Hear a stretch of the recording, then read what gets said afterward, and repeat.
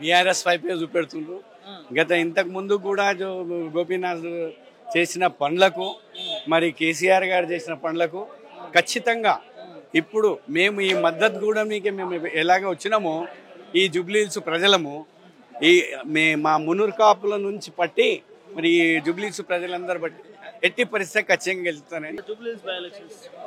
సునీత గారికి గెలిస్తేనే బాగుంటుంది.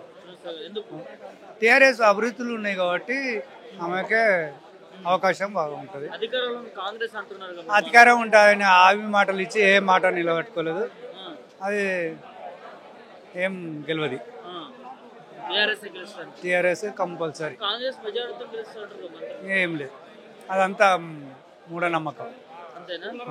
అదేం లేదు.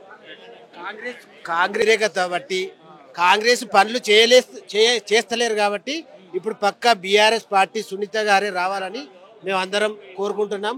పక్కా మెజార్టీతో రావాలని కోరుకుంటున్నాం. జూబ్లీహిల్స్లో ఈ బై ఎలక్షన్ కాదుగా తర్వాత కూడా ఈ ఎలక్షన్ తర్వాత ఎలక్షన్ల సీఎం గారు మళ్ళీ కేసీఆర్ రావాలని కూడా కోరుకుంటున్నాం. ఎందుకంటే గ్యారంటీలు అన్నీ చేసి ఒక్కటి అమలు చేయలేకపోవడము కాంగ్రెస్ వల్ల తప్పుదం పట్టింది కాబట్టి పక్కా బీఆర్ఎస్ వస్తుంది. సునీత గారే గెలుస్తారని మేము మనస్ఫూర్తిగా కోరుకుంటాం. సునీత గారికి జై. మాగంటి గోపీనాథ్ ఏం అభివృద్ధి చేయాలంటారు కదా నవీన్ యాదవ్. అభివృద్ధి చేయలేదు కాబట్టి 3 సార్లు వచ్చిందా? అభివృద్ధి చేశాడు కాబట్టి రెండోసారి కాదు మూడోసారి భారీ మెజార్టీతో గెలిచాడు గోపీనాథ్ గారు. అదే మెజార్టీతో ఇప్పుడు సునీత గారు కూడా మళ్ళీ మెజార్టీతో గెలవాలని కోరుకుంటున్నాం. ఇప్పుడు బై ఎలక్షన్ నడుస్తుంది, చాలా మంచిగా ఉంది. ఇప్పుడు మాకు కూడా మాగంటి సునీత మేడంకి ఇచ్చిన టికెట్. ఎందుకంటే గతంలో 3 సార్లు మాగంటి గోపీనాథ్ గెలిచినారు. అక్కడ నుంచి ఆయన చాలా డెవలప్మెంట్ ఉంది అక్కడ. దానివల్లనే పబ్లిక్ కూడా ప్రజలు కూడా మాగంటి సునీత మేడంకి ఓటేస్తారని ఫిక్స్ అయిపోయినారు అక్కడ.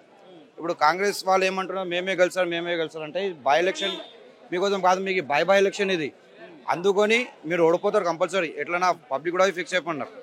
మీరు మా బీఆర్ఎస్ కార్యకర్తలకి భయపడిస్తే ఎవ్వరు భయపడరు మీతోని. మేము గతంలో కూడా భయపడలే, ఇప్పుడు కూడా నీకు భయపడరు. 100% మాగంటి సునీత మేడం వస్తారు. బాగా మెజారిటీని మేము గెలిపించుకుంటాం. అది తెలుసు కదా, జూబ్లీహిల్స్లో ప్రజలకి తెలుసు కదా ఏం డెవలప్మెంట్ అయింది, ఏమైంది. అక్కడ సీసీ రోడ్ తీసుకో, డేనిజీ తీసుకో, మళ్ళా దళిత్ సైడ్ స్టడీ సర్కిల్ కట్టినారు, ఒక ప్లే గ్రౌండ్ కట్టినారు. 450 గుడిసెల రోడ్డు మీద ఉంటే వాళ్ళకి ఆ టైంలో కేసీఆర్ ఇయ్యలేప్పుడు ఇల్లు సింగిల్ బెడ్రూమ్ అమీన్పూర్లో ఇప్పించినారు. మళ్ళీ మన గవర్నమెంట్ వచ్చిన తర్వాత 3500 ఇల్లు కొల్లూరు 1, కొల్లూరు 2లో ఇప్పించినారు. చాలా మందికి బెనిఫిట్ అయింది. పబ్లిక్ కూడా ఫిక్స్ అయిపోయినారు జూబ్లీహిల్స్లో. మళ్ళీ ఒకసారి కేసీఆర్ కేటీఆర్ ముఖం చూసి మాగంటి ముఖం చూసి మాగంటి సునీత మేడం కంపల్సరీ ఓటేస్తారు.